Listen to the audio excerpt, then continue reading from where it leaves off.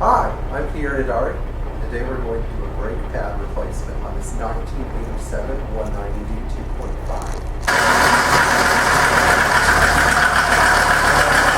2.5. We're going to do rear pads in this 1987 190D.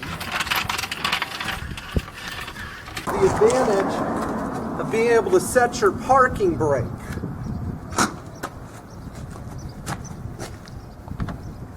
Adjustment during the course of this job.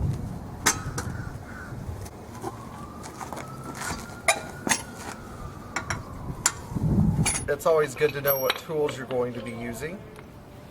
We have here a 17mm socket and a small extension. Your extension does not have to be quite this small, but it shouldn't be any longer than, let's say, 4 inches. A ratchet. A pin to drive out the pins that hold the rear pads in. A 5mm Allen socket for removing the bolts that hold the rotor on. A ball peen hammer. A small pry bar for getting the pistons to recede in the rear caliper. A wheel alignment tool supplied by Mercedes, which can be found in your toolkit. A set of channel locks to help pull the rear pads out, and of course a lug wrench. These are genuine Mercedes rear brake pads. However, parts from Jurid, ATE, Paget, or Textar are also suitable for this job.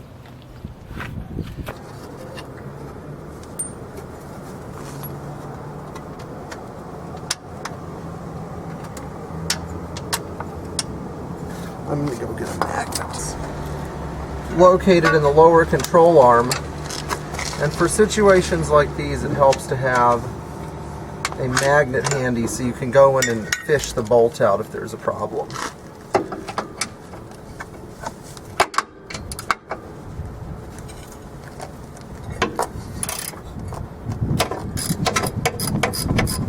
That came off fairly simply.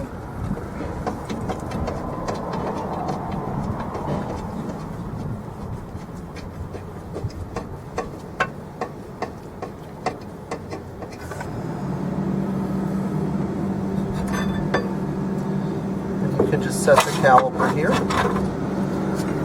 You don't want to let it hang by its hose. Now, and you can undo the 5mm Allen bolt. There's no longer pressure on the brake rotor, and the brake rotor will come off with some effort. It is okay to hit the brake rotor with the hammer. All you're doing is loosening it up. Sometimes corrosion can get on and freeze it to the hub. Watch.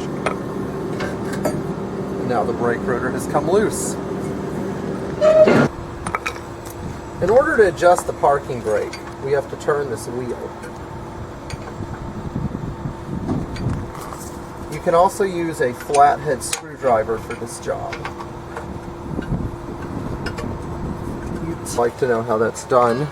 Let me go get a flathead screwdriver. Now, to adjust the brake, the emergency brake, you can turn this little wheel out, and after adjusting the emergency brake about 3 turns, you can see that I put the brake rotor back on. I've still got turn, it still turns, so we can afford to go a little bit more. What I could probably tell you about this car is that its brakes have never been adjusted. But you can see that this is a very simple adjustment.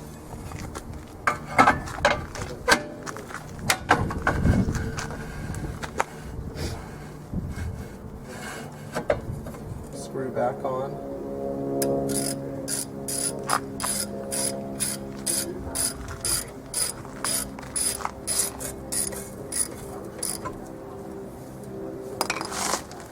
And now you can put the rear brake caliper back on.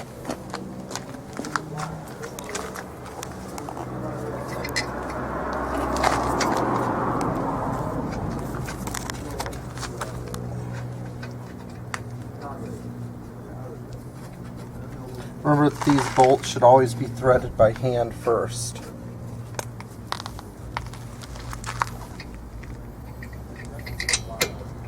Millimeter socket and ratchet.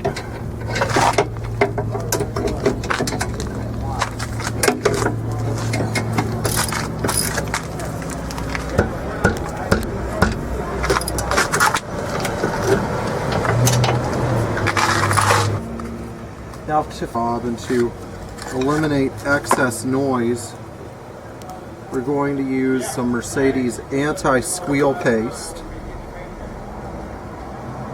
on the rear brake pads here.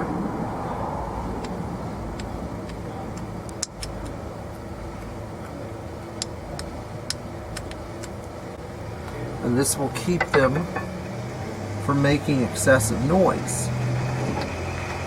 However, sometimes the pistons need to be opened up more. And so we have our pry bar for that. We're going to get right in here, compress the piston all the way.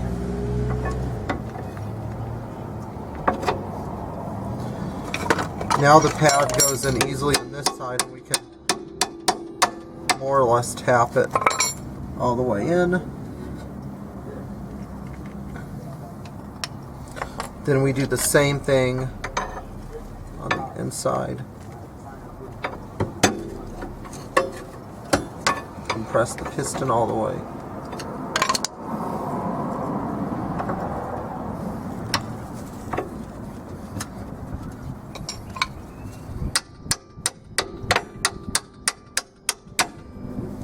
Tap, tap, tap.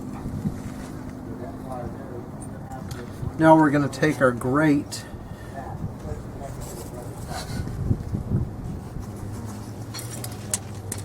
before we take the grate in, we should make sure we haven't pushed our pads in too far.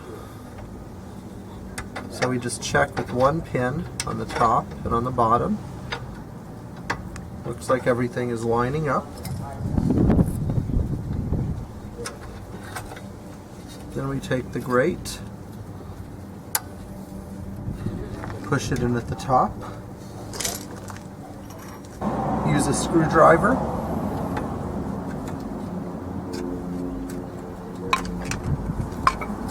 and then you take your hammer and tap, tap, tap.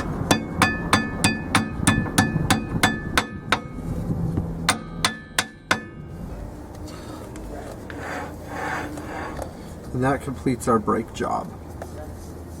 We'll check the parking brake and see how it engages. And even after only 2 clicks, our wheel is firmly mounted in place. The wheel turns freely, indicating now our parking brake is set correctly. Again, we're going to use our wheel alignment tool.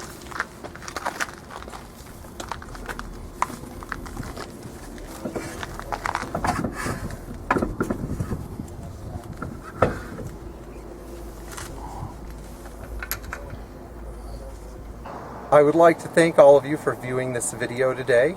I hope it was informative, and remember, with the right tools and the right parts, even you can be your own Mercedes-Benz mechanic.